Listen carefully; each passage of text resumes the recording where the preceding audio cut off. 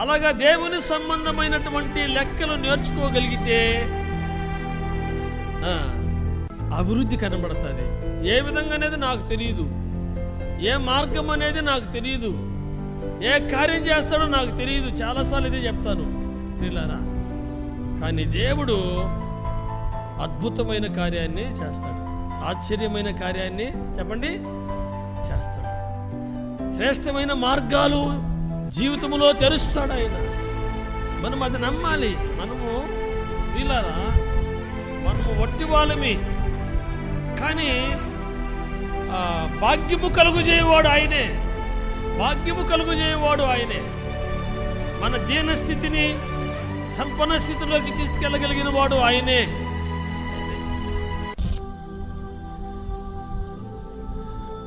కాబట్టి దేవుని ఇంట్లో, దేవుని ఇంటిలో, దేవుని గృహములో మనందరము ఆయన పిల్లలమై ఉన్నాము, బాధ్యత కలిగిన పిల్లలమై ఉన్నాము.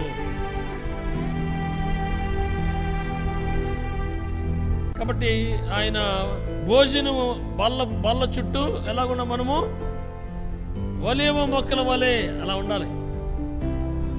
భోజన బల్ల చుట్టూ ఉండాలి. కాబట్టి మళ్ళీ మనము ఆ మాట జ్ఞాపకం చేసుకోవాలి. పేరుండాలి నీకు. ఆ తర్వాత చెప్పండి, నీకు సంఘములో సభ్యత్వం ఉండాలి, సంఘానికి చెందిన వ్యక్తిగా ఉండాలి. ఆ తర్వాత సంఘములో నువ్వు ఒక పరిచర్య ధర్మాన్ని కలిగి ఉండాలి. అంతే కాదు, ఆ తర్వాత చెప్పండి, సేవకులకు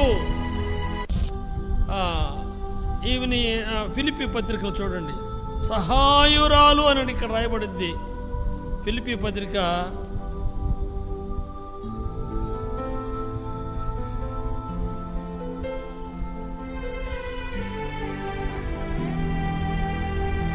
4వ అధ్యాయము 2వ వచనం. ప్రభునందు ఏక మనసు గలవారయుండుడని యెవోదీయును సుంటకేను బతిమలాడుకొనుచున్నాను.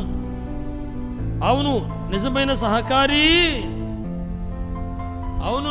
సహకారి ఆ స్త్రీలు క్రమంతోనూ ఇతర సహకారులతోనూ సువార్త పనులు నాతో కూడా ప్రయాసపడేవారు. కాబట్టి సంఘములో సహాయకురాలుగా, సహకారిగా, చూసారా, ఇది బైబిల్లో దేవుడు రాసి పెట్టినవి. మరి నువ్వు సహకారిగా ఉన్నావో, సహాయరాలుగా ఉన్నావో, ఏ పోస్ట్లో దేవుడు నిన్ను అపాయింట్ చేసుకున్నాడో అది నువ్వు అర్థం చేసుకోవాలి. నాకు పేరు ఒకటి చాలులే అన్నా, నాకు సంఘం దొరికింది, నాకు ఒక పేరు చాలులే అని నిన్ను నువ్వు సర్ది పెట్టుకోకూడదు. ఇంటికి సంబంధమైన పనిలో నీ బాధ్యత.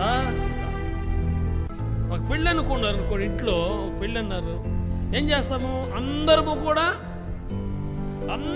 కూడా ఎవరి వంతు వాళ్ళు శ్రమించి ఆ కార్యముగా బాగా సక్సెస్ఫుల్ అవడానికి ప్రయాసపడతాం. అలాగే దేవుని సంఘములో కూడా ప్రియులారా, దేవుని రాజ్య వ్యాప్తి నిమిత్తము అందరము శ్రమపడాలి, అందరము కష్టపడాలి, సహాయులమై ఉండాలి, సహకారులమై ఉండాలి. బైబిల్లో రాయబడిన మాట. నీకు ఆ పేరుందా? సహాయురాలనే పేరుందా? సహకారి అనే పేరుందా? ఉండాలి. నీ పేరు చెప్పుకొని నీ క్వాలిఫికేషన్ ఏంటంటే సహాయురాలు, లేకపోతే సహకారి.